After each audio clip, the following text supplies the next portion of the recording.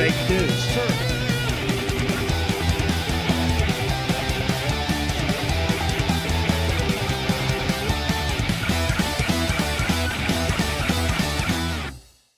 Guten Morgen, Brazilian, estamos aqui de volta, eu sou Flávio Morgenstern e você não é. Este, para quem não sabe, é o podcast do Senso Incomum. Neste podcast nós estamos certos, se você discorda, você está errado. Esse é um podcast, como você sabe muito bem, ou você não sabe, deveria saber, porque onde já se viu você gastar seu tempo com outras coisas minimamente, para dizer o mínimo, irrelevantes comparadas a esse podcast, você já deveria saber que este é um podcast feito com ciência, garbo e elegância, para salvar o Ocidente, exceto, é claro, Vila Madalena e adjacências. Nós estamos aqui constantemente tentando falar sobre assuntos mais elevados e principalmente ocupar o seu tempo sem ser minimamente com noticiário, com fofoca, com tretinha de internet e com assuntos que você gasta só seu tempo, daqui a uma semana você nem lembra mais do que é que você estava falando, do que é que você estava vendo, sabe? Aquela revista Tititi que virou as grandes redes sociais hoje no Brasil. Nós queremos aproveitar este nosso tempo para fazer você ficar mais inteligente e perder amigos. E aí você vai, pelo menos, sabe, conversar, ter algum contato, ainda que, sabe, muito superficial aqui, como nós podemos fazer no podcast, com as grandes obras do Ocidente, da civilização.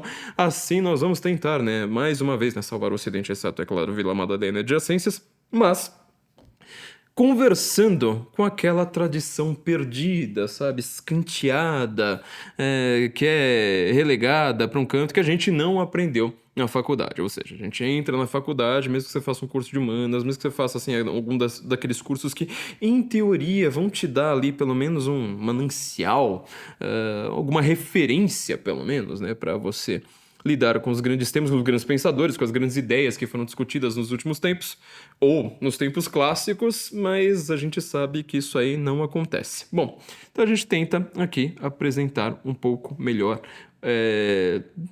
passando, é óbvio, mas como a gente consegue fazer no podcast algumas dessas grandes questões. Bom, falando nisso, o que acontece? Quando a gente lida com grandes questões da humanidade, quando a gente lida com questões artísticas, com questões literárias, filosóficas, políticas, assim por diante, nós estamos sempre lidando com a decadência suprema, total, absoluta dos valores ocidentais, né? Daquela civilização ocidental, daquela cultura clássica, romântica, assim por diante, fazendo aquela oposição típica entre classicismo e romantismo. Tudo isso aí está sendo jogado no buraco, amassam e jogam no lixo na nossa cara e vem um monte de tralha ao nosso redor. E aí eu vou ter que lembrar sempre, né, mais uma vez aqui para vocês, nesses últimos dias, que a gente teve, e eu tive aqui, um processo movido contra mim, né, por um cantor de MPB chamado Caetano Veloso, que criticou, reclamou, na verdade, né, ele está pedindo danos morais, quando eu, vamos dizer, fiz um comentário no Twitter. Lembra, o Twitter tá voltando agora, né, no Twitter, quando este senhor ele defendeu o Queer Museum. Na verdade, ele defendeu assim, meio com um conglomerado, né, entre o Queer Museum e aquela exposição conhecida como Peladão do Man, que tinha muitas obras ali, né, envolvendo zoofilia, envolvendo criancinhas ali em posições meio sexualizadas, imagens sagradas, né, sendo profanadas. E, assim, ele, mais uma vez, ele tinha defendido aquela exposição, ele tinha defendido aquela exposição como uma grande manifestação artística, né, e tal. E eu fui lá, tipo, tinha olhado meio estranho nessa coisa assim, sabe, de crianças estarem próximas, né, estarem sendo apresentadas a obras muitas vezes explícitas. E foi lá e disse no Twitter, né, naquela época, mais de 6 anos, falei assim, olha, digam o que Caetano Veloso é e deixem nos Trending Topics. Essa foi a frase que complicou toda a minha vida. E aí todo mundo começou a responder com uma hashtag, né? Eu não sabia que era proibido, não tinha entendido dessa forma, né? Como uma coisa proibida de você falar, diga o que Caetano Veloso é e deixem nos Trending Topics.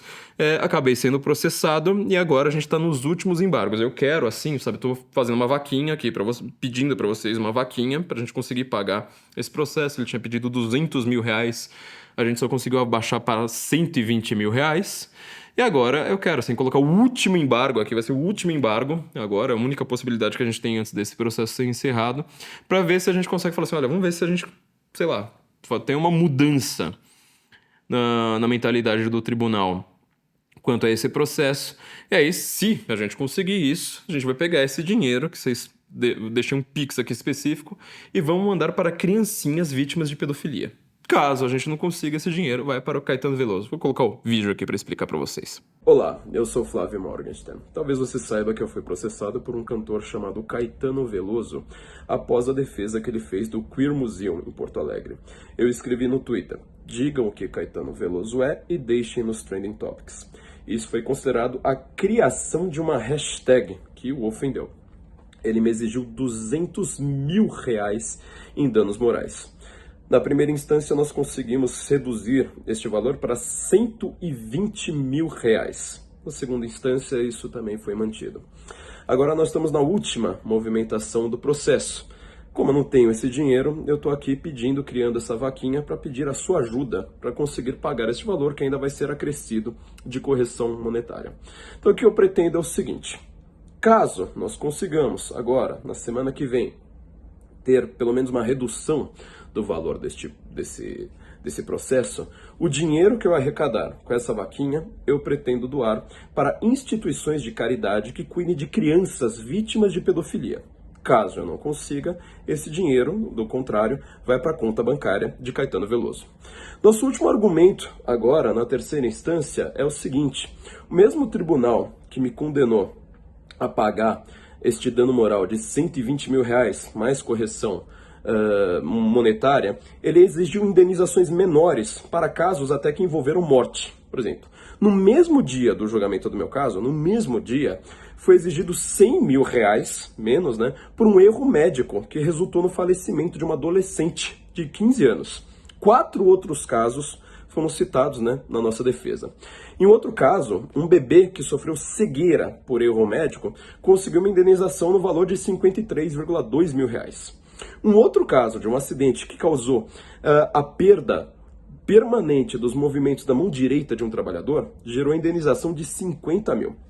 Um cidadão que teve a perna decepada por um caminhoneiro recebeu a indenização de R$100 mil. Todos valores inferiores ao exigido pela honra de Caetano Veloso por conta de uma hashtag. Diante dessas discrepâncias, nós temos esperança de que haja uma reconsideração da parte do tribunal. Eu estou organizando essa vaquinha para pagar essa condenação. Como eu já disse, caso consigamos essa reavaliação, o dinheiro aqui arrecadado será doado a instituições de caridade que cuidem de crianças vítimas de pedofilia. Caso não consigamos, esse dinheiro vai para a conta bancária de Caetano Veloso. Eu conto com todos vocês. Deus os abençoe. Agradeço muito. Muito obrigado.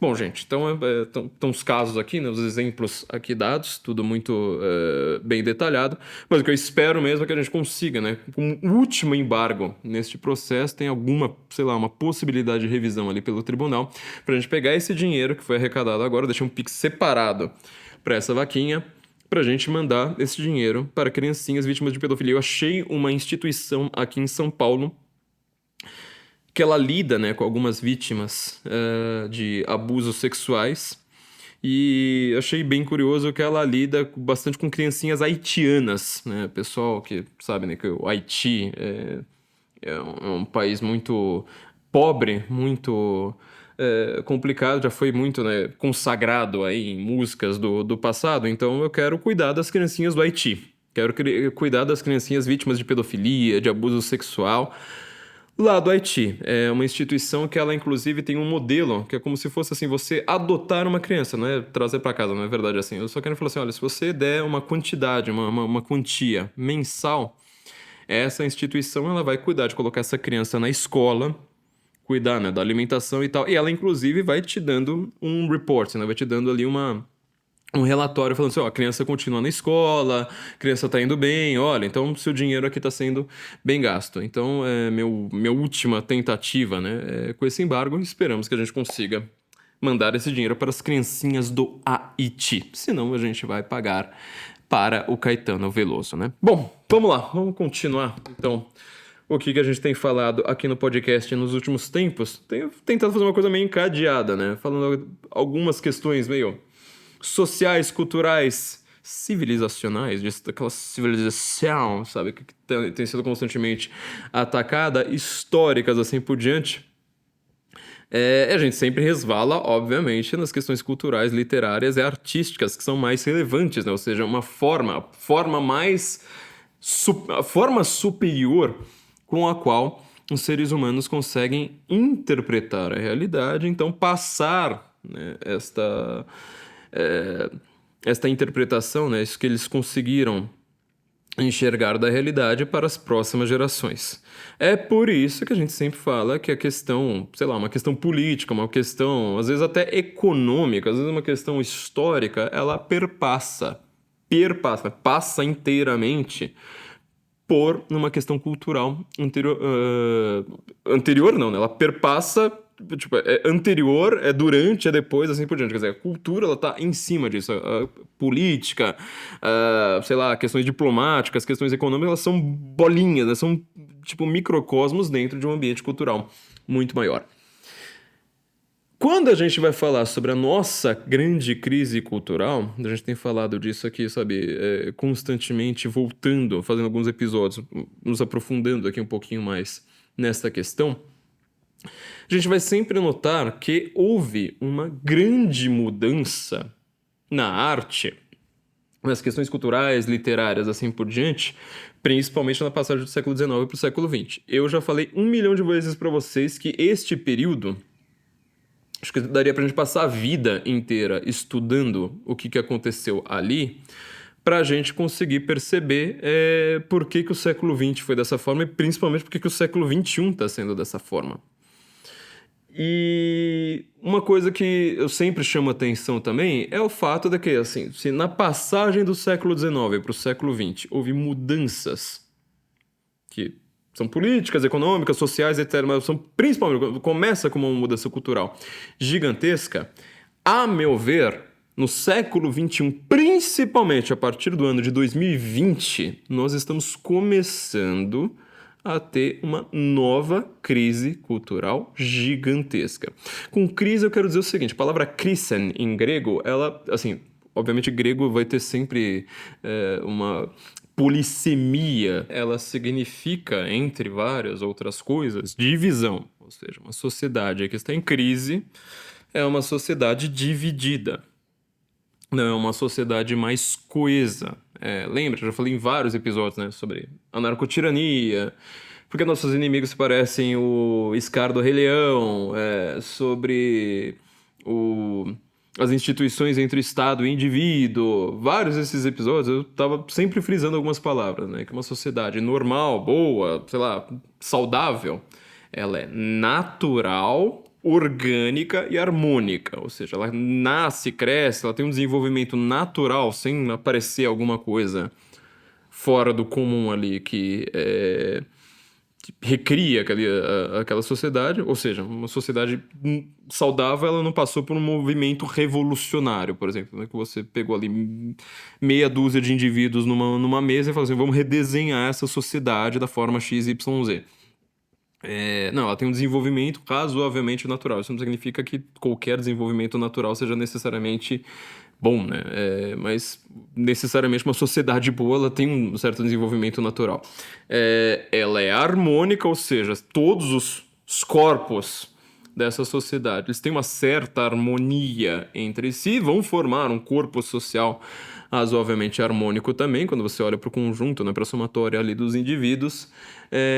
Então, ela harmônica e orgânica também, né? Ou seja, ela é como se fosse um ser vivo, tá? Ela tem que ter um funcionamento próprio, necessário ali, né? Como o corpo humano, né? Como um corpo biológico. O Platão, quando ele está falando sobre a República e ele está analisando os tipos de sociedade, os ciclos da sociedade, como que, sei lá, impérios podem ascender, né, ter um auge, depois cai, etc. Depois ele vai lá analisar qual que seria o melhor tipo de sociedade que ele chega, com muitas aspas aqui, porque essa é uma das questões filosóficas mais espinhosas de toda a história da filosofia. O que a gente pode tentar tatear, pelo menos, né, de uma maneira bastante bruta, sobre isso. Ora, Platão, quando ele tá falando sobre reis filósofos, a gente não pode falar sobre reis filósofos no Brasil, né? Que tem umas pessoas aí que se ouvirem esse negócio e vão falar, mas então eu sou o rei filósofo e vocês têm que sentar e obedecer, eu tenho que controlar tudo que vocês dizem aí, porque senão vocês não vão obedecer os seis filósofos, vocês vão obedecer desinformação, né? Não tinha nada a ver com o que o Platão estava dizendo. O que o Platão quer dizer com uma sociedade governada por reis filósofos é basicamente o seguinte: a ordem interna de uma alma, de uma consciência, ou seja, ele está justamente apontando para essa organicidade, órgão, no sentido mais biológico possível também, precisa refletir, a consciência, ela precisa ser refletida no corpo social e vice-versa, ou seja, o corpo social precisa ser um reflexo de uma consciência ordenada, harmônica, virtuosa, sabe? Buscando se elevar. Agora, assim, se, por exemplo, o corpo social, quando você olha para um corpo social, você vai falar assim, olha, isso aqui, vamos ver, vamos comparar essa sociedade com um corpo humano. Tá aparecendo o corpo humano de alguém, sabe, trabalhador, buscando virtudes, tentando consertar seus defeitos, tentando se elevar, rezando um pouco mais, falando, olha, eu sou falho, mas eu tô tentando me elevar. Ou ela está parecendo o corpo social de, sei lá, de um viciado em crack que acabou de entrar na FEFELESH na USP, entendeu? Que, sei lá, houve o maracatu da Vila Madalena. Você tem que ver qual modelo de corpo social, e corpo, pensa no sentido mais físico aqui possível, né? De corpo social a sua sociedade está imitando, está refletindo. Né? Então, quando você entende isso aqui, você vai falar assim, nossa, realmente, uma sociedade ela precisa de fato parecer ter, sei lá, o garbo, né? A nobreza de um rei e ao mesmo tempo o pensamento, o intelecto de um filósofo. Será que a gente consegue ter uma coisa como essa? Mas enfim, né? E o Platão ele estava apontando o tempo todo também para essa questão das crises, ou seja, das divisões da sociedade. E eu já falei aqui, né? Se você for ler a República do Platão, 3/4 do livro falam sobre literatura, não um livro sobre ciência política, um livro sobre literatura. E por que o Platão está tão desesperadamente preocupado? Desesperadamente mesmo. O desespero também, você reparou que é uma palavra que também indica cisão, indica divisão, né? Ou seja, você está perdendo a esperança. Se você está perdendo a esperança, você não está com ligação. Né? Por isso que a palavra religião, né? Religar, tem esta constituição. Você está perdendo uma ligação com também a divindade observando essa sociedade. Então, uma sociedade de desespero, vou dar um spoiler aqui, né? Ela gera isso aqui, a política do desespero cultural. Vocês vão me ver falar muito sobre este autor. Quem me analisa bastante já me viu falando sobre o Fritz Stern. Na verdade, assim, ele está fazendo um estudo sobre a crise. Crise de novo, né? Toda hora, né? Na verdade, a ascensão da ideologia germânica, mas ele está falando sobre a crise cultural, né? Por isso que ele usa essa expressão desespero cultural para falar sobre o que aconteceu com a Alemanha para ter gerado 2 guerras mundiais. Ou seja, o que aconteceu com a Alemanha ali no finalzinho do século XIX, que começa a escangalhar tudo o que o romantismo tinha feito, como que esses caras foram influenciar tanto o pensamento alemão, inclusive o pensamento político, mas a partir da cultura, estamos falando de intelectuais, não de política aqui, né? A partir da cultura, a partir da academia, a partir, né, sei lá, da influência que esses caras tinham para gerar a Primeira Guerra Mundial, e depois como é que esses caras foram ainda mais influentes depois da Primeira Guerra Mundial, naquele período do entreguerras. E é o que ele chama, né, de uma época de desespero cultural. Para dar um spoiler já aqui, né, o que eu falei, né, que tem uma crise cultural enorme. No começo do século XX, nós estamos vivendo um outro período de crise cultural enorme. Se você quiser já entender, tipo, eu acho que a gente tá começando a entrar numa época de desespero cultural, de uma maneira muito parecida com o que o Fritz Stern tá comentando aqui, para falar sobre a ascensão do Terceiro Reich na Alemanha, tá? Bom, sem mais spoilers agora, espero que eu não dê mais spoilers. Aliás, inclusive, só um último adendo aqui, né? A palavra desespero em alemão é Verzweiflung. Zwei aí no meio é o número 2. Uma das formas... Eu tô dando uma forçada de barra aqui meio heideggeriana, sabe? O Heidegger fica dando umas forçadas de barra nas origens das palavras que não bate perfeitamente com o que elas são de fato. Mas assim, não vai estar, provavelmente... filologicamente, ou seja, correto, não tá de acordo com o estudo das origens das palavras, mas uma das formas como você poderia dar uma forçada para traduzir essa palavra em alemão seria, né, zwei, né, ou seja, dois, número 2, e o fer, uma das possibilidades de fer é igualzinho o des do português, sabe? Ou seja, você ter desesperança, ou seja, você tinha duas, você tinha, sei lá, uma ligação com algo e você perdeu essa ligação. Isso é desespero.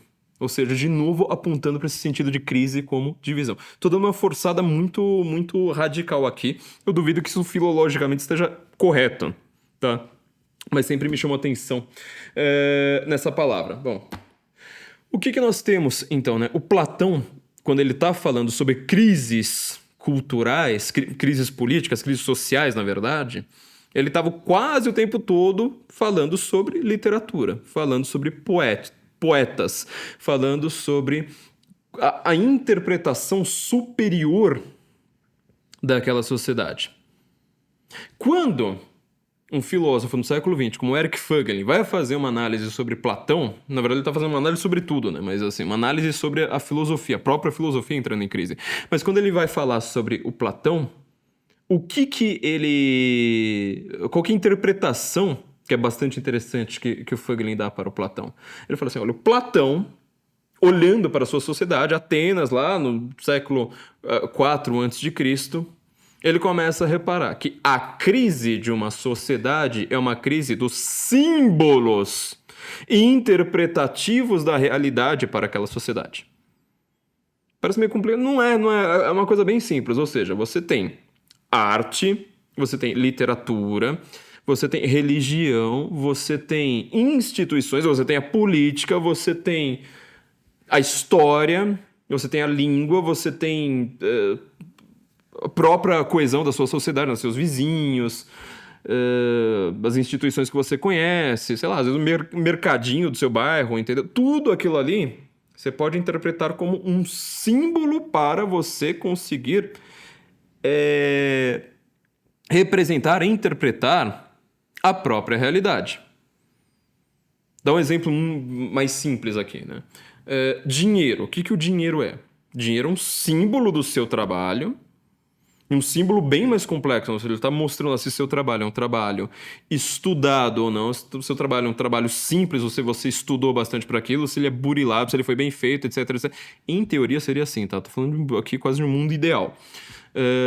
Então, quanto mais dinheiro você tem, ele deveria ser um símbolo do seu trabalho ou do trabalho da sua família. Deveria, obviamente a gente sabe que não é assim, principalmente com o modelo do mercado financeiro, desde pelo menos o Renascimento. Mas, em teoria, tá? O dinheiro deveria ser um símbolo, tá? Um símbolo de interpretação da realidade. Ou seja, aquele cara ali tem muito dinheiro, ele ou sua família, pelo menos, fizeram alguma coisa no passado, sei lá, lavraram a terra, ou tiveram um grande trabalho intelectual, viram um grande médico, viram não sei mais o quê, mas de alguma forma ele conseguiu aquele dinheiro.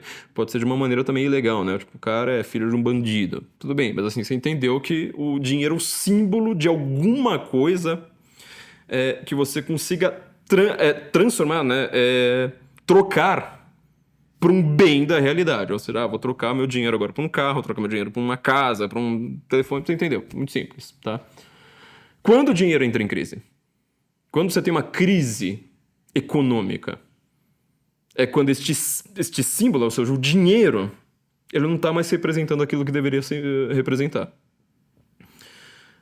Sei lá, modelo do Sarney, modelo do Hugo Chávez e do Nicolás Maduro, modelo hoje do Joe Biden, entendeu? O dinheiro tá valendo cada vez menos, ou seja, tá tendo inflação. Por que isso acontece? Ou seja, você tá tendo uma crise econômica. Porque o dinheiro, especificamente, usado como um símbolo de troca, você não fica lá questionando filosoficamente se é justo, etc. Mas é um símbolo, sei lá, corrente, literalmente corrente, né? Que tá correndo pela sociedade, circulando pela sociedade. Mas quando você tem uma crise econômica, é quando algumas pessoas interferiram nesse todo coerente, harmônico, orgânico que eu tô dizendo da sociedade. E falou assim, o cara foi lá, apareceu no Banco Central e falou assim, olha, tem aqui um tanto de notas correndo na sociedade, vamos imprimir mais. Assim eu vou lá, entrego para um cara, o cara fala assim, opa, beleza, agora tá pago. Todas as dívidas que você tá fazendo aí, torrando dinheiro da população inteira. Beleza, tá pago. Beleza, tô com dinheiro aqui. Só que aí dali a um mês, na hora que você vai ver o todo dos bens da sociedade e o reflexo daquilo no dinheiro, na quantidade de notas em circulação, você fala, não, peraí, isso aqui tá valendo, o dinheiro está valendo cada vez menos. Então o preço, sei lá, de um cafezinho até um preço de uma casa vai valer muito mais. E isso é uma crise econômica. Uma crise econômica muito simples. A gente consegue aplicar esse princípio de entender estas coisas como símbolo, bens culturais como símbolo, linguagem como símbolo, sei lá, todas essas coisas, de uma maneira muito filosófica. Então, boa parte da filosofia do Fögelin, e é o que ele está tentando retomar ali do próprio Platão, do próprio Sócrates, é falar assim, olha, peraí, os símbolos interpretativos da nossa sociedade, eles estão em crise. Eles estão cindidos. Umas pessoas acreditam que democracia é uma coisa, outras pessoas acreditam que democracia é outra coisa. Uma das pessoas acredita que liberdade é uma coisa, outras pessoas acreditam que liberdade é outra coisa. Uma das pessoas acreditam que, sei lá, um tribunal ele está fazendo uma coisa, outras pessoas acreditam naquilo que ele está fazendo outras coisas. Você começou a criar crise. Qual que é o maior problema de uma crise? Se uma crise ela foi criada de uma maneira desarmônica, inorgânica, às vezes a gente poderia dizer, no mundo moderno principalmente, revolucionário, ou seja, com um grupinho que pegou o todo daquela sociedade, pelo menos, sei lá, pegou alguma coisa, sei lá, um partido político, uma universidade, às vezes um termo linguístico, coisa desse tipo, e fala assim, olha, agora a sociedade inteira vai passar a falar assim, olha, na verdade, todo mundo entendeu, assim, por, sei lá, séculos e séculos, que homem significa isso aqui, mulher significa aquilo ali. Agora não, agora, pra você não ser preso, agora homem vai significar, sei lá, o Tami. Agora a mulher vai significar a Pablo, entendeu? Pronto, você já entrou numa crise simbólica aqui sem precedentes. Tá? E para você resolver uma crise, qual que é a possibilidade aventada por esse tipo de gente? Justamente mais comportamentos inorgânicos, mais comportamentos vindos de cima para baixo, assim por diante. O que o Platão estava analisando? O Eric Fögelin está o tempo todo falando assim, gente, o Platão está explicando o século XX à perfeição. E vocês não percebem? É que o Platão está falando, olha, o poder vai ficar cada vez mais concentrado. Se você, sabe, numa mesa fechada, em 6 pessoas, consegue destruir um bem cultural, consegue escangalhar o sentido, o que é que vai aparecer logo depois? Mais pessoas numa mesa, provavelmente uma mesa menor ainda, sabe? Agora uma mesa de bar, sabe? Com 3 pessoas ali, para tentar resolver o problema. Se você quiser fazer o teste, faz o seguinte, pausa o podcast aqui e assiste 10 minutos de Globo News. Me fala se na volta eles não estão tentando resolver uma crise cultural. Uma crise simbólica, uma crise de bens da sociedade.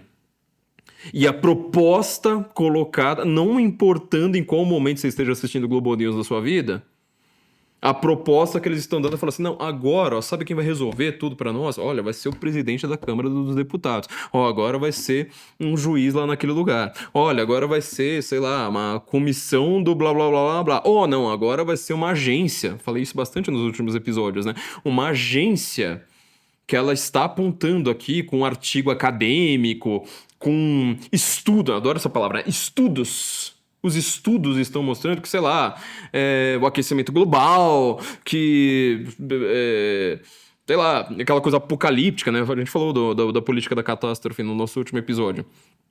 A imigração, tudo precisa ser resolvido cada vez mais por menos pessoas. Quando a gente fez um episódio sobre C.S. Lewis, né, como é que chama aquele episódio?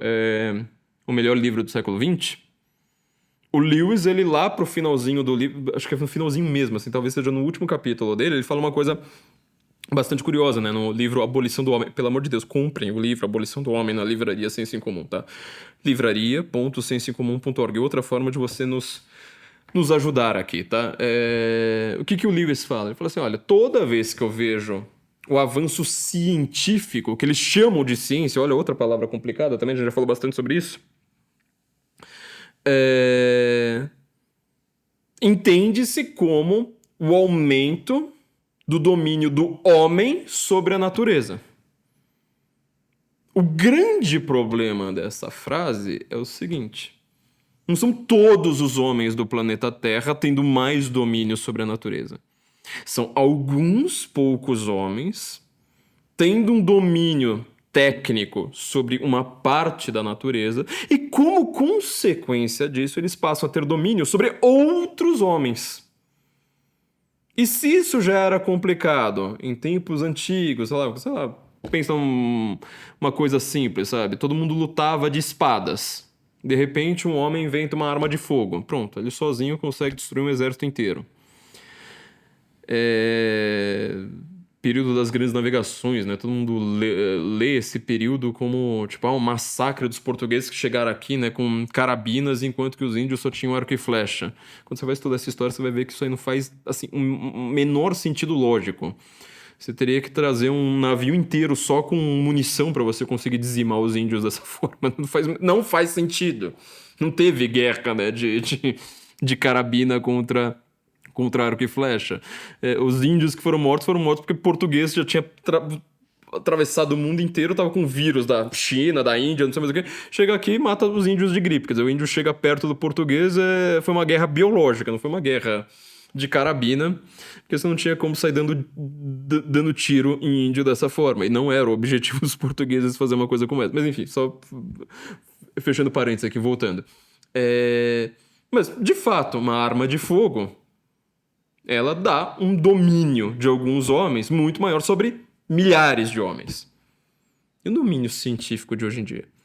É o domínio de pouquíssimas pessoas, sei lá, 100 pessoas no Fórum Econômico Mundial, que dão um domínio sobre milhões, bilhões de pessoas. Então, mais uma vez, você está vendo uma concentração do poder absoluta, gigantesca.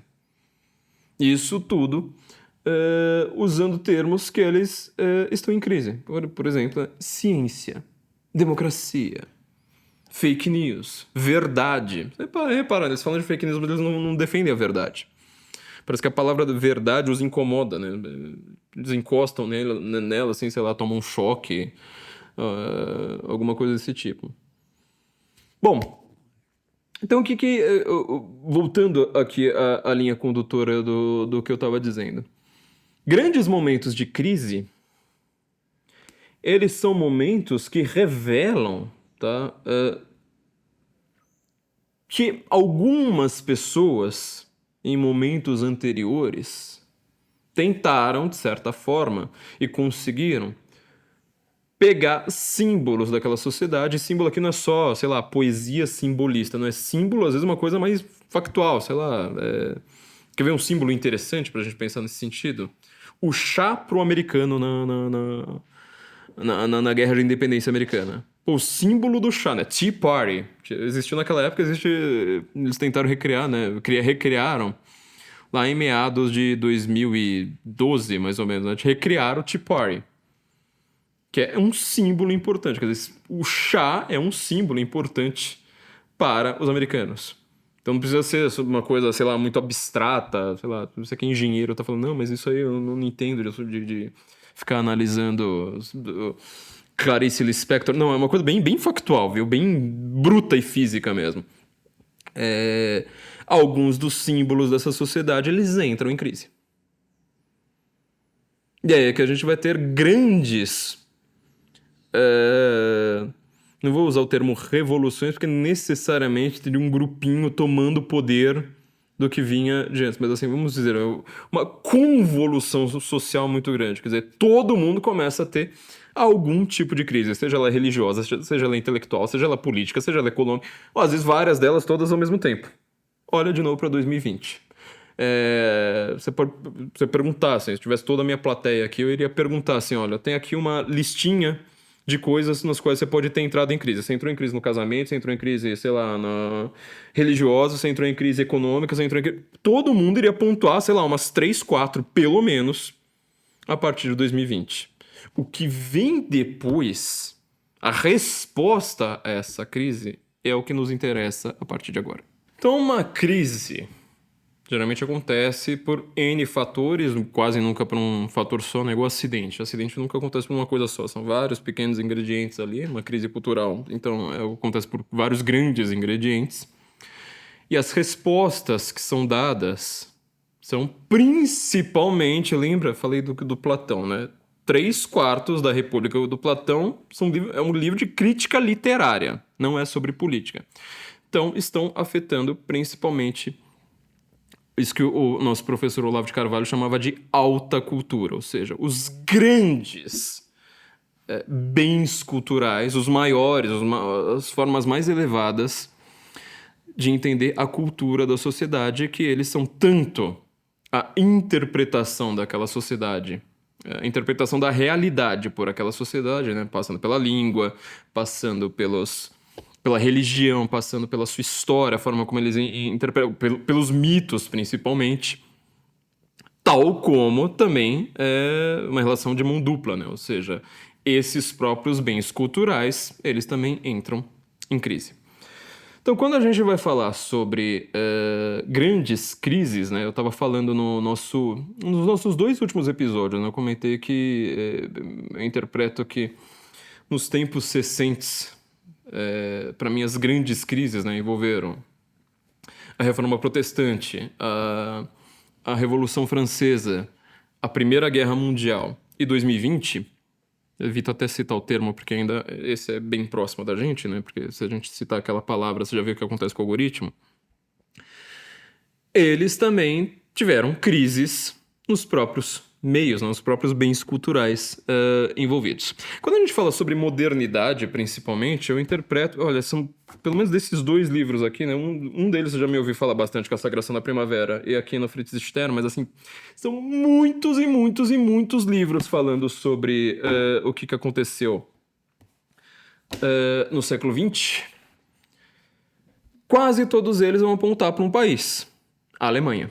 Ou seja, essa nova forma de modernidade... Se a gente for, por exemplo, o Olavo de Carvalho ele tem um curso sobre modernidade que eu recomendo que todo mundo veja.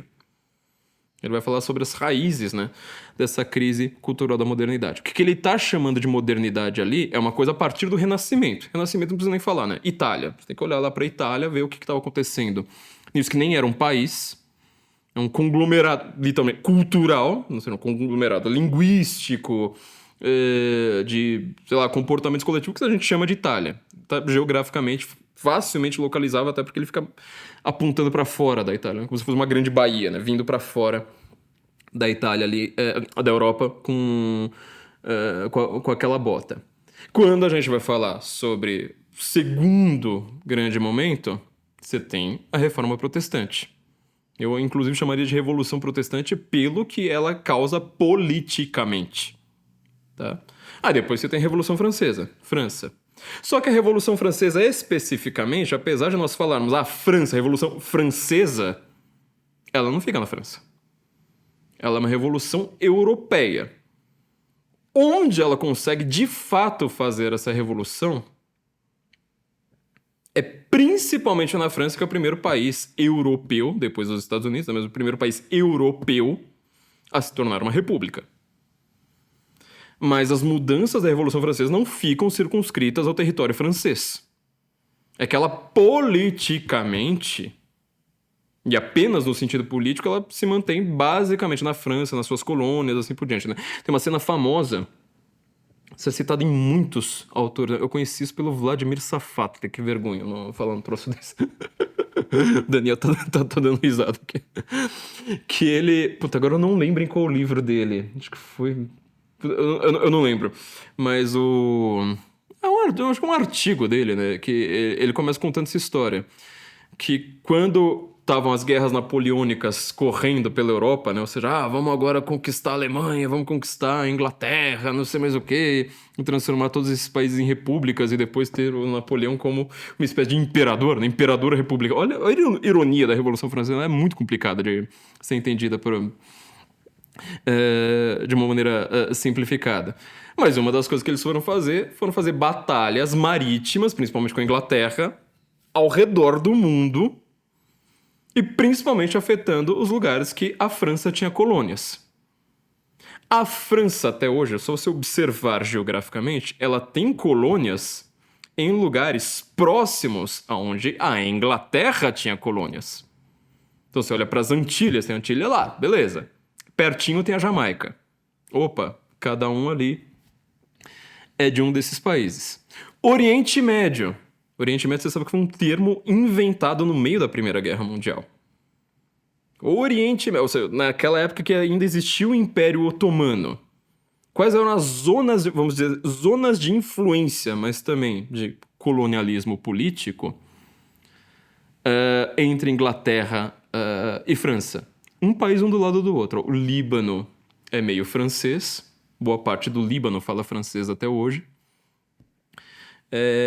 Ali pertinho você tem o Egito, território britânico. Tem a Turquia, com uma grande influência britânica. Daqui a pouco eu vou começar a brigar com a Alemanha, né, que também vai querer ter uma influência muito grande ali na Turquia. A Alemanha tem algumas palavras derivadas do turco, a língua alemã tem umas palavras derivadas do turco até hoje. E ao mesmo tempo, você vai ter, sei lá, você pega alguns territórios ali no meio, né? Jordânia, não sei mais o que, também com influência. Então, quer dizer, eles estão brigando. Na Revolução Francesa, esses países eles estão brigando não só no território europeu. Eles estão brigando com as suas colônias. Tipo, a gente vai ser ancien regime modelo britânico ou nós vamos ser revolucionários franceses? E a história que é contada, que eu falei que eu conheci pelo Vladimir Safatli, é que chegaram as tropas napoleônicas no Haiti, francês, no Haiti, estavam lá indo pro Haiti, e falaram assim, olha, nós vamos chegar lá e libertar, liberté, né, vamos chegar lá e libertar esses caras agora também, eles não vão mais ser súditos do rei francês, vamos expandir a Revolução Francesa para as nossas próprias colônias. Aí, na hora que eles chegam lá, né, então a própria frota francesa para chegar no Haiti e dominar tudo, fazer a revolução para tudo quanto é lado, o que os haitianos estão cantando? La Marseillaise. Ou seja, eles estão cantando a própria música dos próprios revolucionários que estão indo lá para dominar todo mundo. Então, isso é uma crise cultural, entendeu? Isso é uma crise de símbolos. Esse exemplo é gigantesco, né? Você fala, cara, como assim? Então, é uma das bizarrices da modernidade. Bom, então a Revolução Francesa, apesar de nós falarmos politicamente, ela tentou expandir a Revolução pela Europa inteira, não conseguiu, ficou razoavelmente circunscrita à França e suas colônias, com 1 milhão de aspas aqui também, né? Culturalmente, o Brasil já tem extrema influência da Revolução Francesa. Nós somos um país da Revolução... Inconfidência Mineira, que acontece no mesmo ano, né? 1789. Sei lá, positivismo... A influência francesa começa a vir aqui a rodo, entendeu? Boa parte desses países começa a discutir também, né? Democracia, começa a discutir liberalismo, nacionalismo... O que vai ser o romantismo alemão? O romantismo alemão é um movimento, vamos dizer assim, um discípulo da Revolução Francesa, apesar de ele não ter muito a ver. Boa parte dos primeiros românticos enalteciam a Revolução Francesa. Então, tá, tudo isso para dizer, né? Aspas quando a gente fala só de França. Terceiro momento, né, desse que eu pontuo aqui da modernidade, a Primeira Guerra Mundial. Primeira Guerra Mundial, todo mundo sabe, questão alemã. Se você quiser colocar como um adendo na Segunda Guerra Mundial, mas neste sentido específico, mas neste único sentido específico, eu deixo que você fale assim que uma guerra é de fato derivada da outra, continua na Alemanha. Pelo menos nesse eixo central ali, tirando Itália, são basicamente os mesmos países dos mesmos lados em disputa. Tá? Então, assim, são 3 momentos que você viu a Alemanha, sabe, como centro da modernidade. Ou pelo menos, se ele não foi central, ele é vizinho e ele é fortemente afetado. Só o Renascimento que não, né? Mas até, por exemplo, se a gente vai analisar 2020... tem toda a questão lá, China, Itália, não sei mais o quê, mas onde está o centro de irradiação do poder em 2020? Davos, na Suíça. Se você quiser ver, boa parte desses caras não são suíços. Boa parte deles é alemão. Quem é que está dando as cartas na União Europeia naquele momento? Angela Merkel. Então, assim, a Alemanha é o país para você entender a modernidade. Se quiser entender a modernidade, obviamente você vai ter que entender as relações diplomáticas, etc., entre vários países. A Alemanha tá aqui, ó, sabe? Inquieta. É um vulcão constantemente em erupção para você entender a modernidade. Com uma coisa curiosa para a gente entender essa crise. Quando você vai falar, por exemplo, dos períodos clássicos, Grécia, Império Romano, feudalismo, etc., você vê que a Alemanha está excluída. Ela é nada. Ela é um monte de ducado ali, bárbaro. O que gerou a queda do Império Romano? As invasões bárbaras. Muitas aspas aqui de novo, tá? Quais são esses povos bárbaros? Boa parte deles germânicos. Godo, Visigodo, Ostrogodo... Opa, várias tribos germânicas chegando aqui. Então, você repara, é inverso. O que não era nada nos tempos clássicos é tudo nos tempos modernos. É aquele país que vai gerar uma tensão agora na modernidade, excluindo aqui a época do Renascimento. Mas na Reforma Protestante, uma parte da Revolução Francesa, né? Quando a gente vai falar sobre o romantismo, Primeira e Segunda Guerra Mundial. E de certa forma, até mesmo 2020, uau! Você entendeu para onde estão todos os olhos do mundo. Bom, o que a Alemanha fez? Tá? Ela tá em crise neste momento? Sim e não. É que, na verdade, ela tá numa crise meio estranha, porque ela tá numa crise de formação deste país. A Alemanha não é um país, ela é unificada basicamente na década de 50 do século XIX. Ou seja, o processo todo, né? Ou seja, não é que ela tá no auge e caindo. É que ela, para se formar, ela gera uma crise. Agora, eu sempre tento lembrar de quem que é essa frase. Eu não lembro se é da Madame de Staël, não lembro. Alguém uma vez disse que a Alemanha é o único país que tem como grande marca da fundação do país uma divisão. De novo essa palavra, né? Ou seja, a reforma protestante rachando o país no meio. O sul fica católico, o norte fica protestante, sei lá, com uma ilha que é colônia. De resto, assim... Eu achei curioso quando você vai para a Alemanha, porque essa divisão ela é fisicamente muito delimitada. Se quiser fazer um teste, é o seguinte: você vai para Baviera e fala, olha, eu sou protestante, quero encontrar uma igreja protestante para eu ir no final de semana. O cara vai falar, mas aqui não tem igreja protestante, só tem igreja católica. Você vai para o norte, é muito, sabe, fechado. Assim, os protestantes estão ali, os católicos estão para cá. Até hoje. Tá? Só que o que eles fizeram para essa unificação deste país? Quando eu fiz o curso sobre a Primeira Guerra Mundial, você vai ver, ao invés de eu falar assim, olha, as primeiras aulas, né? Vamos falar sobre a França, tá bom, uma aula. Vamos falar sobre a Inglaterra, outra aula. Vamos falar sobre o leste europeu, outra aula. Vamos falar sobre a Rússia, outra aula. Vamos falar sobre a Alemanha. Pera aí. Respira fundo. Vamos fazer 2 aulas e a gente ainda vai comentar sobre isso em vários outros em outros momentos. Porque a unificação alemã, ela gera de novo, uma crise, né? Um desequilíbrio nesse sentido, econômico, político, cultural e vários outros no mundo, que é uma coisa meio sem precedentes. Porque em pouquíssimo tempo, um país que não era ninguém na fila do pão, de repente se torna o país mais poderoso da Europa. Se não é o mais poderoso, ele está num ritmo de crescimento, isso que você vai ver no comecinho da Sagração da Primavera do Eckstein. O ritmo de crescimento deles é de a Inglaterra olhar e falar assim, cara, em 20 anos esses caras ultrapassam a gente. Você vai olhar o que a França tá pensando, a França tá decadente no final do século XIX. Ela tá, cada vez mais pobre, cheia de crise econômica, cheia de crise política, não sei o que, e a Alemanha assim, ó. E ali do lado, né, encostadinha. Você vai entender, né, por que a Primeira Guerra Mundial ocorre ali bem no tranco ali entre a Alemanha e a França. Onde que ela é geograficamente mais bem delimitada, né? Pelo menos no começo.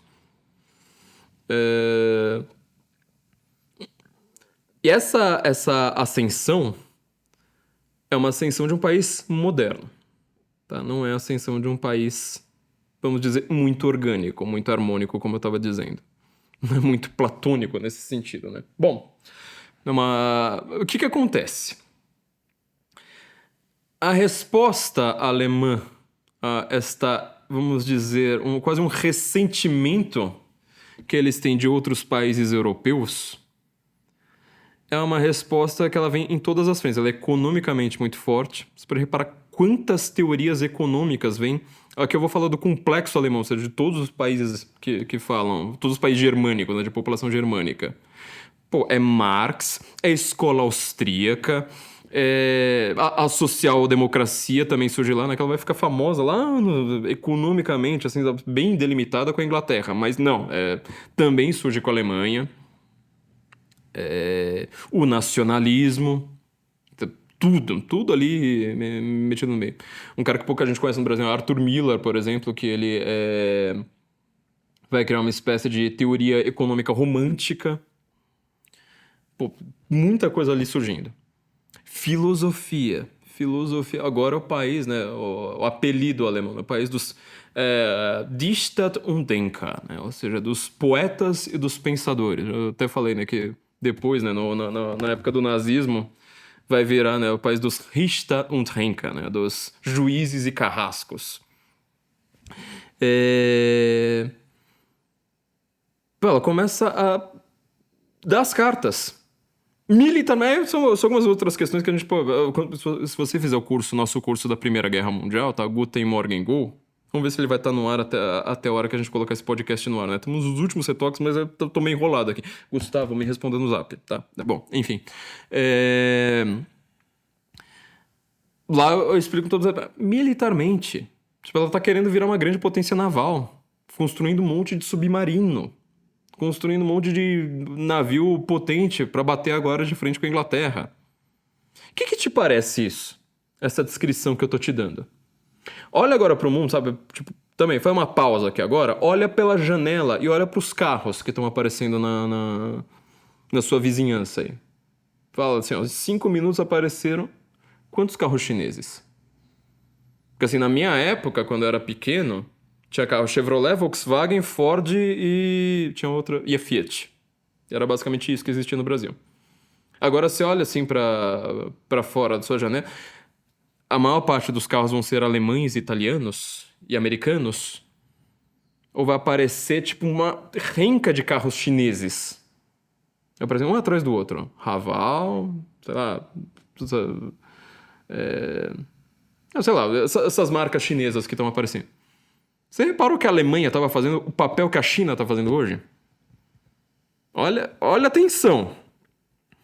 Quem que é o grande inimigo do Biden hoje, né? Quando você fala assim, risco de Terceira Guerra Mundial, você pode olhar, sei lá, para Israel, você pode olhar para o Mar do Sul da China, você pode olhar para onde for, para a Ucrânia. É por causa desses paisecos que vai acontecer alguma coisa, ou é porque quem está atrás desses paisecos vão se enfrentar mutuamente? Igualzinho. Primeira Guerra Mundial foi por causa da Bósnia. Acho que alguém tá preocupado com a Bósnia na tua vida. Não. Eram as grandes potências ali por trás. Então, na hora que você vê, sei lá, todas essas empresas crescendo, né, surgindo, negociando comercialmente, isso é uma proposta do liberalismo que nunca se concretizou, né? Não basta você ter comércio com os países que eles vão resolver tudo na paz. Igual a gente tá fazendo comércio com a China, né? O Biden tá fazendo comércio com a China e a paz mundial vai vir, né? A gente tá comprando... Quanto petróleo venezuelano e russo, gás russo, os Estados Unidos compram? Você acha que vai gerar paz? Não, e eu particularmente não acredito, tá? Bom, então você tem uma situação ali bem diferente. E culturalmente, o que acontece com a Alemanha neste momento? A Alemanha ela vai virar um país que, logo depois da Revolução Francesa, quando ela começa a se delinear, ela fala assim, eu vou dar as cartas também culturalmente, ela fica muito famosa pelo romantismo.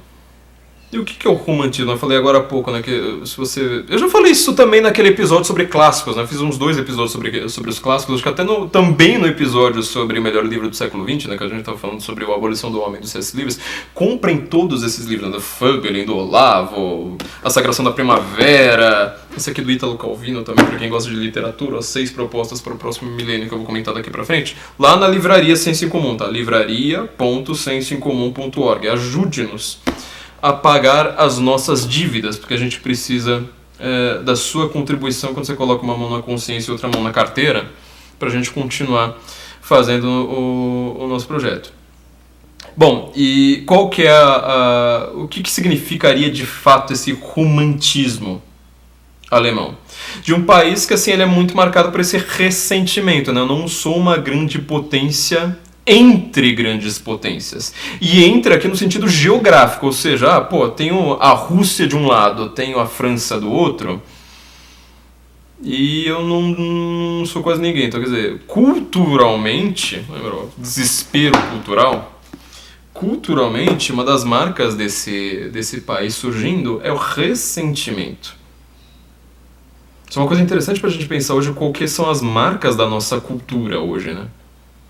Pra mim é dançar num cemitério, ou seja, já que tá tudo indo pro buraco mesmo, vamos festejar e fazer uma orgia no cemitério. Acho que é a imagem que eu conseguiria deixar da nossa cultura hoje. Mas falando daquele tempo, ele falou assim, olha, nós somos pessoas, na verdade, sensacionais. Onde já se viu, né? Se vocês nos tratarem como os bárbaros da Europa, nós temos filósofos. Nossa língua, olha como ela se deu bem com a filosofia, né? Língua alemã, uau! O professor Olavo de Carvalho tinha muitas críticas a isso, era um ponto que eu... acho que as 2 vezes que eu vi pessoalmente na vida, a gente teve uma longa conversa sobre isso, ele tirando uma sarro, né? A gente dava muita risada comentando sobre isso. Que ele falava que alemão não era língua de filósofo, porque era língua de elfo. Qualquer fada falando... Vai pro meio da floresta lá dançar com os duendes, que isso aí é língua eles estão todos falando alemão, mas a filosofia pra ele fazendo, não, eles falam francês, mas não. Eu ainda confio muito no potencial germânico pra filosofia. Mas isso é um ressentimento, você tá vendo?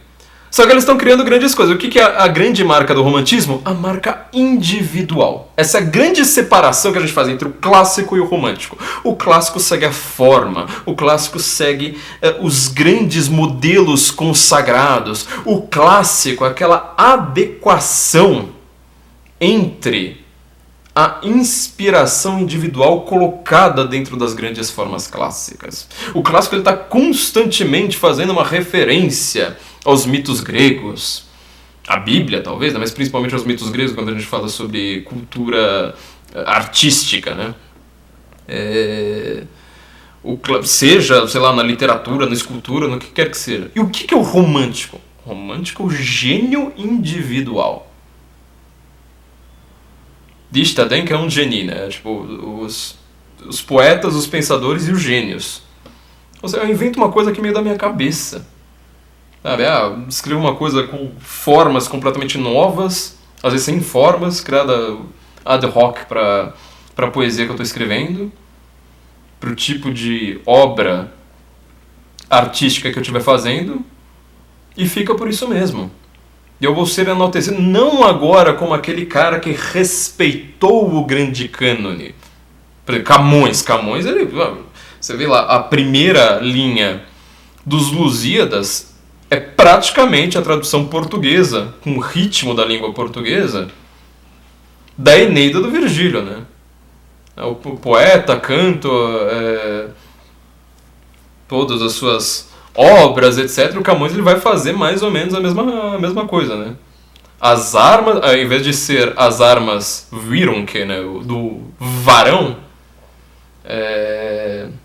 não, fica igual, né? Tipo, as armas dos varões assinalados, aos ocidental, praia, taparobana, por mares nunca dante navegado.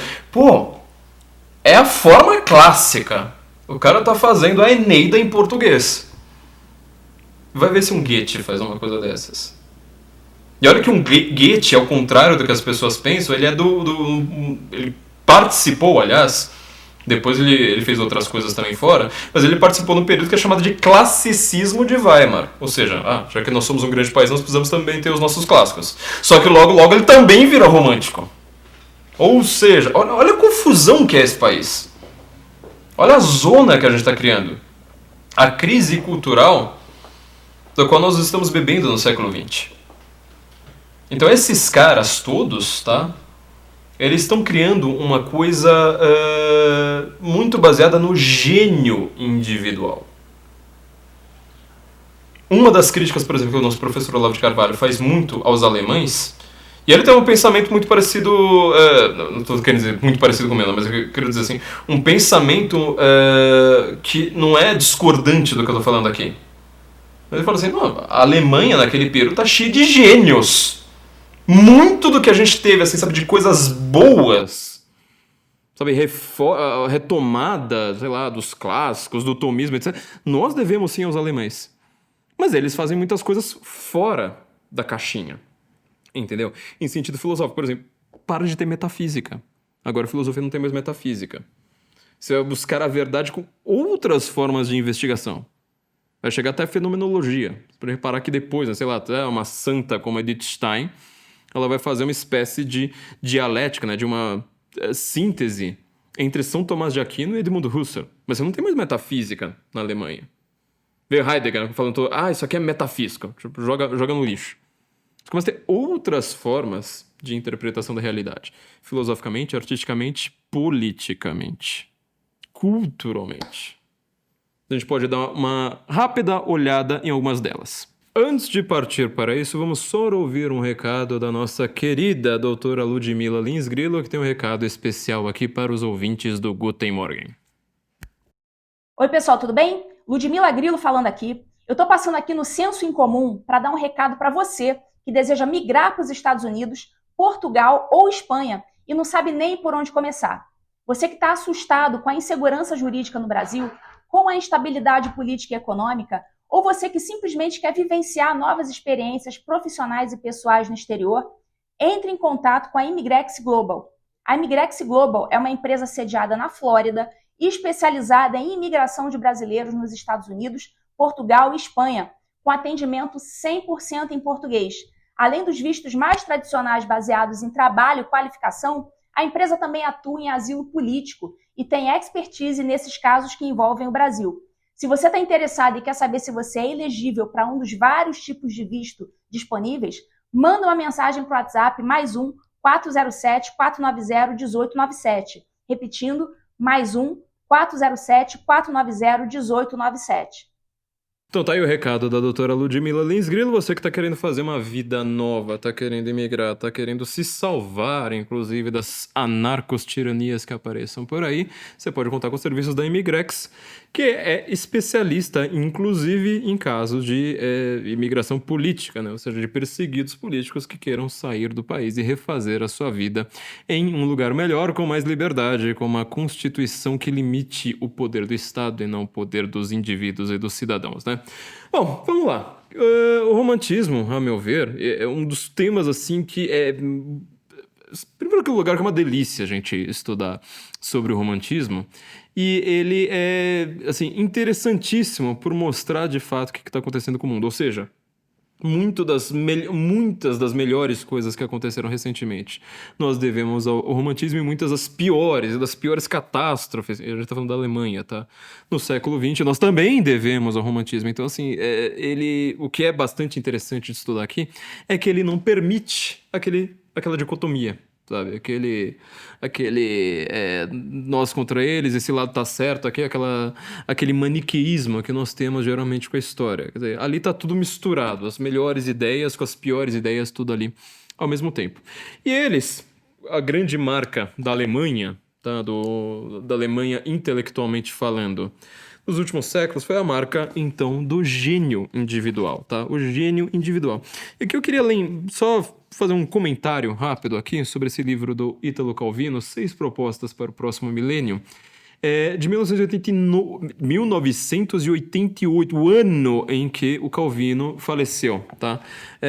Ele foi para fazer umas palestras em Harvard, foi convidado, na verdade, para fazer algumas palestras na Charles Eliot Norton Poetry. São algumas palestras, né, dessa Charles Eliot Norton. Já comentei aqui recentemente, eu não lembro qual, não lembro agora se foi a do... não lembro se foi do próprio Calvino, teve a do próprio T.S. Eliot, mas eu não lembro qual delas que eu comentei, talvez aquela sinceridade e autenticidade, talvez tenha sido ela, né? Eles chamam muita gente, todo ano vão convidar um pessoal que trabalha com literatura em Harvard, chamar uma grande personalidade. O Italo Calvino foi o primeiro italiano, só que tem um pequeno problema. Ele morreu antes de fazer as palestras. Então, na verdade, ele escreve, né? Chama-se, esse livro é famoso, né? Tem um nome de 6 propostas para o próximo milênio, mas só tem 5, porque ele morreu antes de escrever a última, né? Então ele fala sobre leveza, rapidez, exatidão, visibilidade e multiplicidade. O que é interessante aqui? O Calvino está fazendo propostas para o próximo milênio, ou seja, dos anos 2000, agora, nosso milênio. Ele está fazendo propostas para escritores deste milênio. Só que os exemplos que eles estão dando desde exemplos clássicos, renascentistas, primeiro italiano ainda, né? Então ele puxou bastante a sardinha para a literatura italiana e fala isso abertamente, né? Para falar bastante sobre a Itália. A literatura italiana pouco conhecida, né? Dante, a literatura menos conhecida para um público americano. E só que olha que coisa curiosa, ele fala aqui, ó, o que ele quer mostrar para o novo milênio. Leveza. Você imagina quantos exemplos que ele vai dar mais recentes sobre isso. Ou seja, a literatura atualmente, né, a literatura do século XXI, ela precisa ter várias referências. Ele defende isso, né, propõe isso para o novo milênio, sobre várias referências de leveza. E às vezes leveza no sentido também mais físico das coisas. Né? Falando assim, nossa, olha só, tem uma cena de um cara magrinho que ele pulou, usou suas asas, assim por diante. Só que ela também precisa ser leve no sentido de texto, né? Ou seja, o texto para o século XXI, e ele já estava aqui no comecinho da informática. Eu achei curioso, assim, que de 88, né, ele está falando um pouquinho antes, né? Na verdade, ele é de 84, né, foi publicado póstumamente, e ele acabou morrendo em 85. Mas ele está fazendo várias referências, por exemplo, à informática. Uau, que coisa, né? Inclusive, quando ele fala sobre leveza, uma das coisas que ele fala ele já está em 84, né? 84, quase 11 anos antes do Windows 95, já falando, olha, toda a nossa ideia de computadores, são sempre aqueles computadores gigantes, né? Dos filmes, Guerra nas Estrelas e tal, sendo que o computador vai ser pequenininho, ele vai ser cada vez menor, nosso texto agora vai ter que ser, sabe, ser leve, rápido, né? Outra proposta aqui, a segunda proposta, rapidez, né? Sobre como você ter agora grandes questões fundamentais envolvendo rapidez. E rapidez também em sentido físico, né? Ele mostra, por exemplo, grandes trechos da literatura romântica envolvendo o quê? Carros. Ou pelo menos, sei lá, charrete, trens, principalmente, né? Que são uma novidade tecnológica, tá? E olha, eu tô fazendo um paralelo aqui entre o século XIX e o século XXI, pra você ver como é que isso é uma coisa curiosa. Uma aqui que algum dia essa aqui eu queria comentar, mas muito profundamente. Exatidão. Tá? É que não cabe aqui no nosso tema de hoje, mas exatidão, quer dizer, a palavra precisa ser exata, não pode mais ser essas palavras do noticiário, né? Que, sei lá, falar democrático significa 400 coisas diferentes, ou 800 coisas diferentes, e a única palavra que eles adoram repetir o tempo todo. Visibilidade, é curioso também falar disso, né? De um sentido de que algo não vai mais ser invisível. Ele está falando bastante sobre clareza, né? E multiplicidade. Esse multiplicidade é que eu queria fazer um comentário rápido. Multiplicidade, ele está dando vários exemplos aqui, né? O exemplo supremo dele, que era um amigo dele, é o Jorge Luis Borges, escritor argentino, que é aquele cara que ele escreve uma história. Aí dentro da história tem um personagem que ele, sei lá, teve um sonho, aí esse sonho é uma outra história nada a ver, então assim, é tipo, sei lá, cara tá jogando xadrez, aí próximo, dentro da história tem uma outra história, que aí é, sei lá, no Império Chinês, aí tem uma história dele com uma amante sueca que ele tinha, aí começa assim, sabe, várias histórias todas ao mesmo tempo, e você fala assim, cara, isso aqui é coerente, de ponta a ponta. Que legal. Por que a multiplicidade é um tema interessante para a gente pensar agora sobre essa crise, na verdade, a resposta à crise cultural? A resposta dos gênios à crise cultural. Porque tem vários exemplos dentro do romantismo mostrando essa multiplicidade. O romantismo, ele não tem forma. Tá? Na verdade, ele tem um respeito pela forma. Mas ele também gosta de quebrar a fórmula.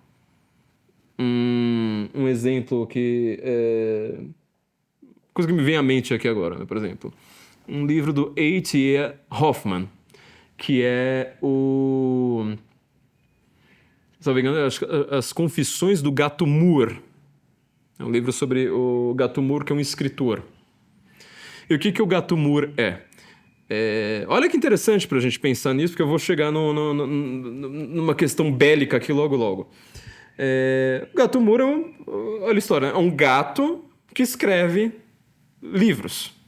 Então você vai ver os livros escritos pelo próprio Gato Moore, né? Então começa assim com a passagem. Eu, um gatinho, humildemente, estou mandando uma carta aqui para o editor muito, muito humildemente, tremendo aqui em minhas mãos, porque eu sei que eu não mereço isso aqui, não sei o quê.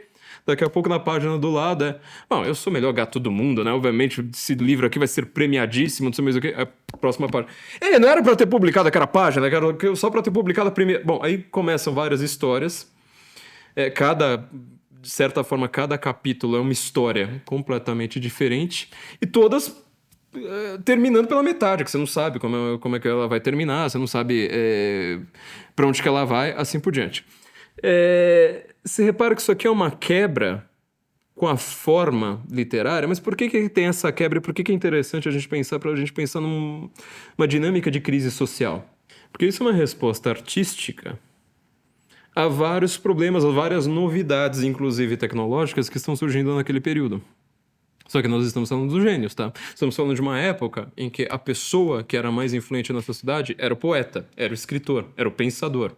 Não era o influencer, não era o Felipe Neto, não era o Átila Yamarino, não é, sei lá, a Plim Plim News. Tá? Estamos falando de um outro período. Então, as respostas artísticas que são dadas, você pode reparar, ela está refletindo uma quebra, uma crise, uma mudança social muito grande, ao mesmo tempo elas também vão promulgar isso aqui. Um exemplo que eu dou dentro do meu curso sobre a Primeira Guerra Mundial é o livro Mrs. Dalloway, da Virginia Woolf. Romance Mrs. Dalloway. Recomendo para todo mundo. Se você quiser ler um romance moderno muito bom, mas daquele assim que você vai te exigir, não é um romance fácil, aquele romance que provavelmente você vai ler as 20 primeiras páginas e falar, eu não tô entendendo o que está acontecendo aqui, mas depois que você entrar no ritmo você vai falar, uau, mas que coisa maravilhosa, é Mrs. Dalloway. Aquele filme As Horas, que saiu como uma promessa maravilhosa, porque é um filme sobre a Virginia Woolf, vários períodos e tal, ele faz várias referências ao Mrs. Dalloway, inclusive ele tenta imitar um pouco o esquema, e quando eu fui ver, eu jurava que seria um dos melhores filmes que eu teria visto, não sei mais o que, fui ver quando eu estudei na faculdade e achei uma desgraça absoluta. Mas, enfim, para quem quiser enfrentar aquele negócio, eu deixo para a próxima vítima me dizer as reações. Mas o romance é fabuloso. O que é? Ela sai, a Mrs. Dalloway, e sai para comprar flores. Ela sai para comprar flores. Ela passa e tem um carro. Aí um carro passa, dá uma buzinada, todo mundo começa a gritar, não sei mais o que. Fala assim, nossa, mas deve ser um carro de uma autoridade. Isso em Londres, tá? Deve ser um carro de uma autoridade. Será que deve ter um nobre ali dentro, alguma coisa desse tipo? Ah, não, daqui a pouco... Bom, aí você começa a acompanhar. Tipo, ó, ela foi pra comprar flores, fez um caminho pra cá, agora vamos acompanhar o carro. Ó, então, peraí, tem um nobre... Ou não, peraí, agora a pessoa que também buzinou foi pra outro canto, a gente começa a ter várias histórias ali, tudo junto, não sei mais o que... Começa a virar caótico o negócio, mas assim, com uma rapidez... Rapidez, né? Outro termo aqui usado pelo Calvino para falar usando exemplos dessa nova literatura. Salvo engano, ele cita a Virginia Woolf também. Você tem várias histórias, quer dizer, você tem multiplicidade, você tem rapidez. Ela não é tão clara assim, né? Mas assim, e são várias histórias profundas, que depois elas vão se interligando. Quer dizer, a graça hoje... Veja como é que você vê uma série da Netflix... A graça, muitas vezes, de um roteiro, né, ele ter várias pequenas histórias que elas vão se cruzando, daqui a pouco você fala, meu Deus do céu, como é que você cruzou tanta gente assim? Game of Thrones, né? Tipo, a grande questão do Game of Thrones é uma historinha que tá acontecendo lá no canto, lá com a menina, que ela não vê o resto da ilha, a história inteira. Ela só vai ver na última temporada, aí é quando acontece o caos. Mas são várias historinhas ali interconectadas. Então, este é um modelo artístico de um período não clássico, de um período de cisão, de um período de crise. Se eu quiser falar assim, olha, hoje, por exemplo, 2024, tem, sei lá, alguém com aptidões literárias fora do comum com 10 anos. Vamos trabalhar esse cara aqui a partir dos 10 anos para ver o que ele vai escrever quando ele tiver 40, 50. O que você acha que eu diria que ele deveria escrever? Um novo épico? Uma nova Ilíada, uma coisa como essa? Pode ser, se ele tiver um talento individual para tanto. Porém, a nossa sociedade é a sociedade da crise, é a sociedade da decadência, é a sociedade do caos. O modelo narrativo, o modelo artístico, modelo interpretativo da realidade hoje, ele está precisando de outras coisas. E a gente vai também reparar que boa parte desses caras mais, vamos dizer, experimentalistas do século XX, eles eram conservadores politicamente. T.S. Eliot, Ezra Pound, Keats, todos eles.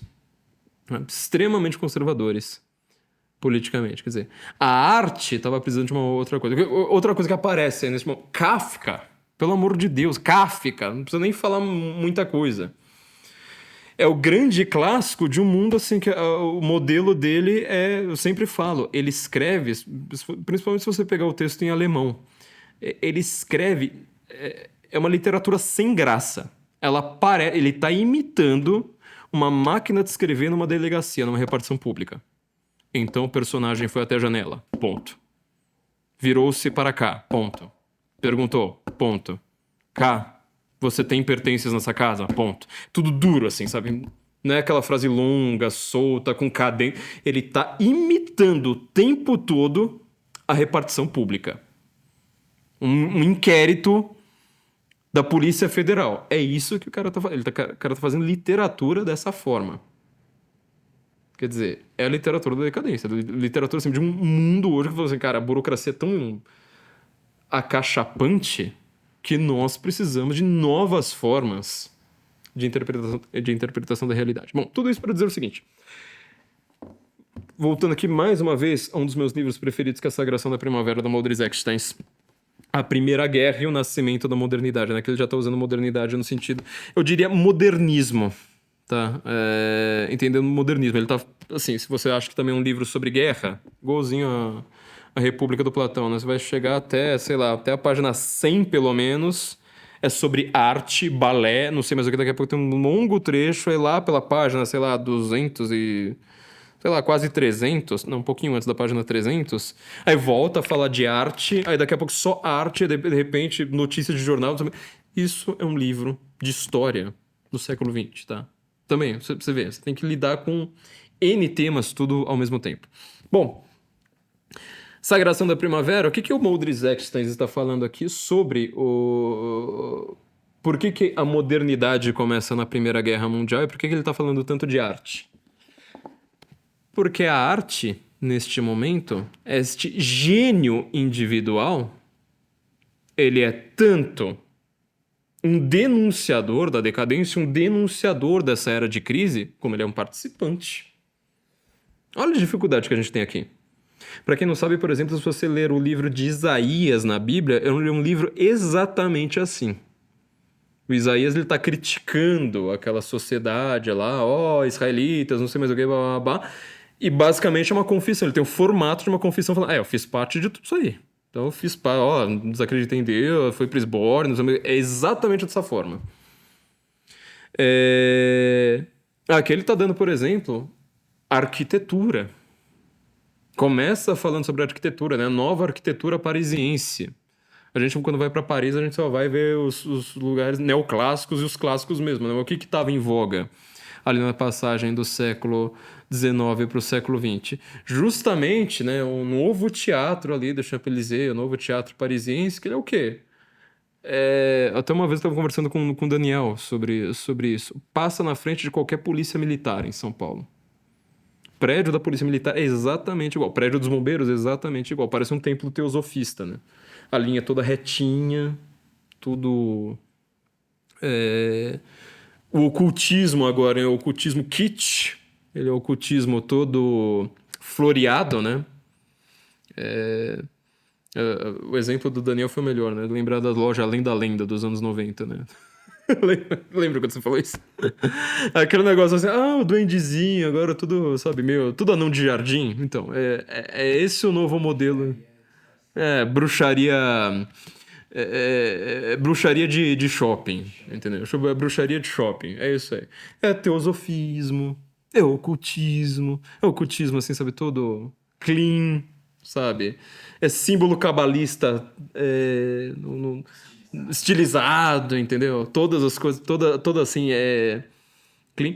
Quem é que chega, por exemplo, na arquitetura? É o exemplo supremo que a gente tem. Se eu for falar assim, olha, entre as 10 pessoas que mais escangalharam o mundo, quem que é, sei lá, certamente faz parte do top 10? Corbusier. O desgraçado que é o Corbusier. Você olha pra... Principalmente, se você mora em São Paulo, meu amigo, você sabe do que eu tô falando. Porque todo prédio dessa cidade é igual. 12 milhões de habitantes, assim, mas não tem um prédio diferente. Todo prédio é igual. Mas o prédio do pobre, o prédio do rico em São Paulo, a diferença é o tamanho. Porque o resto é idêntico, assim, uma lajota, tudo retinho, sabe? Vai gerar Oscar Niemeyer, vai gerar um monte de desgraçado que enfeiou o mundo. Berlim Oriental, exatamente esse exemplo. Berlim Oriental, exato. E Michael Jones tem vários ensaios que ele mostra como o estilo arquitetônico da Berlim Oriental, de Brasília, a Brasília inteira é assim, né? Ele é feito para quê? Para destruir a privacidade. Não tem mais família. Porque assim, você e o teu vizinho da frente, vocês estão se vendo o tempo todo. Parede fina, tudo de plástico. Ele fala, como é que era? Tem uma expressão até que não é do Corbusier, talvez eu ache aqui correndo. Tá aqui logo no comecinho desse livro. O cara fala assim, o adorno é falso. Para você buscar a verdade, você tem que buscar a linha reta. Assim, tudo é... E não é do Corbusier, acho que é do professor dele. Então, assim, você vê que esses caras, eles estão criando tudo, destruindo tudo, né? A grande verdade é que eles estão destruindo tudo. Porque ele fala assim, não, todo aquele mundo de trás, ele é monstruoso. O mundo dos impérios, o mundo do cristianismo, o mundo da metafísica, acabei de falar, né? Vamos buscar outras formas de filosofia. Chegam a grandes filosofias? Chegam, pelo amor de Deus. Só que assim, olha as ideias com as quais eles estão flertando. Vamos nos livrar, por exemplo, o que os alemães vão falar logo logo?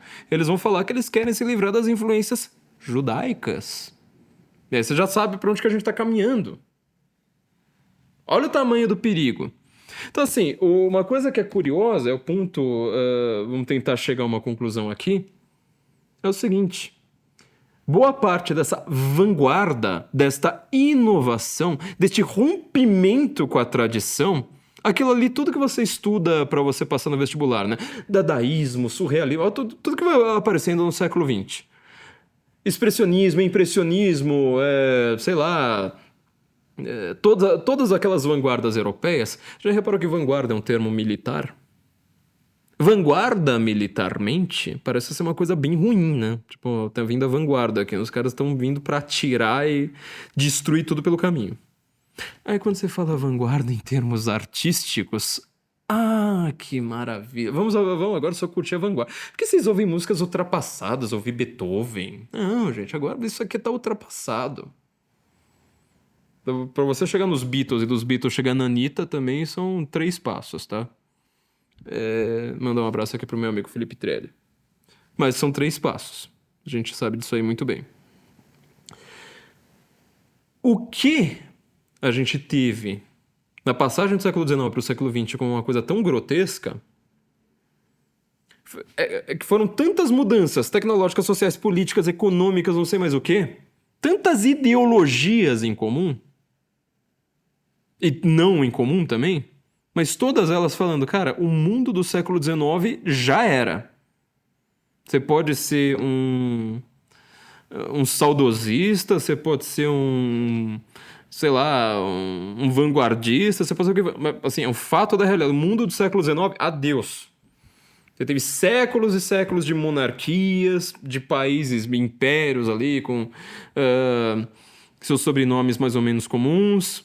Você teve uma certa continuidade artística, intelectual, filosófica, constante ali, que ela chegou assim no limite, até o ponto de que boa parte do século XX também vai tentar reconstruir isso aí olhando para o passado. Você não tem mais religião, todo mundo está virando ateu, repentinamente, agora é o mundo do materialismo. E é o mundo do ateísmo, porque todo mundo associa também o ateísmo à esquerda, né? O ateísmo lá dos comunistas, do marxismo. E o materialismo americano também. Então, a sociedade, como a Sagração da Primavera vai terminar, inclusive, né? Falando sobre o novo materialismo, que assim, as pessoas só estão preocupadas, mesmo aquele americano de subúrbio, a religião vai se tornando uma coisa meio, sabe, quase teologia da prosperidade pra ele, né? Tipo, a religião é uma coisa pra você ir lá pro domingo. Porque o resto da vida é o quê? Carro, avião, tecnologia, umas coisas nada a ver com o que a gente tá acostumado, né? Tudo isso aí vem de uma crise simbólica, cultural, fora do comum. E boa parte das melhores pessoas que foram cuidar dessa crise também, elas tiveram que escrever, tiveram que pintar, tiveram que, sei lá, fazer música, também de uma forma que não era mais tradicional. Eu acabei de falar do T.S. Eliot, né? Tipo, o maior conservador americano que existiu, a ponto de ser monarquista sendo americano, católico americano, uma coisa bem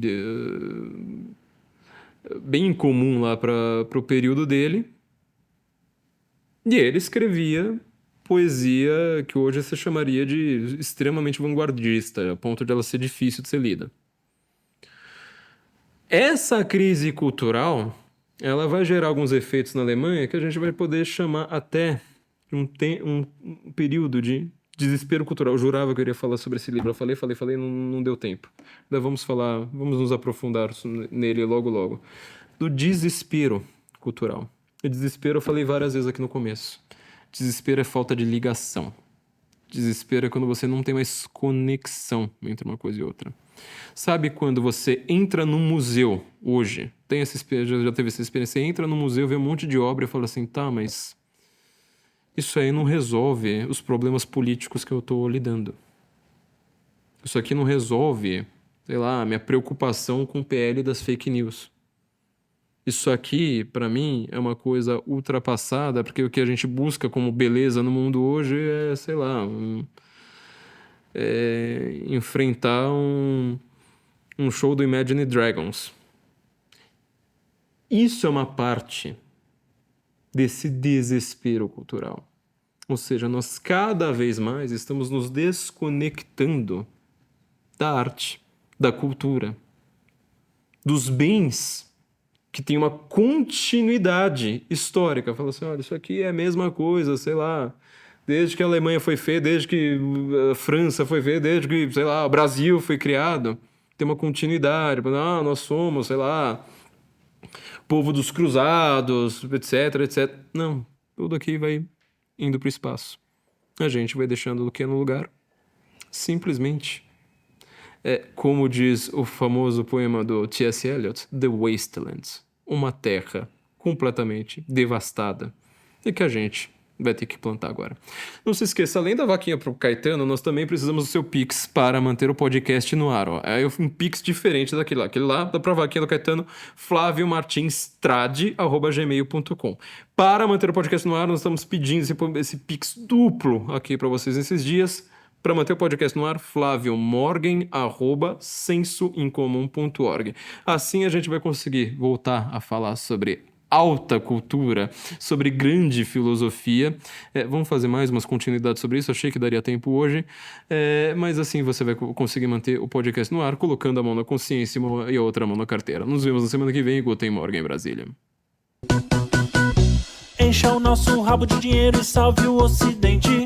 Encha o nosso rabo de dinheiro e salve o Ocidente. Se você quer perder amigos e ser mais inteligente, encha o nosso rabo de dinheiro e salve o Ocidente. Encha o nosso rabo de dinheiro e salve o Ocidente. Encha o nosso rabo de dinheiro e salve o Ocidente. Se você quer perder amigos e ser mais inteligente, encha o nosso rabo de dinheiro e salve o Ocidente. Encha o nosso rabo de dinheiro e salve o Ocidente.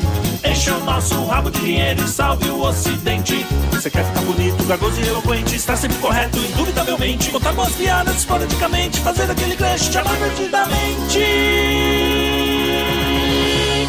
Enche o nosso rabo de dinheiro e salve o Ocidente.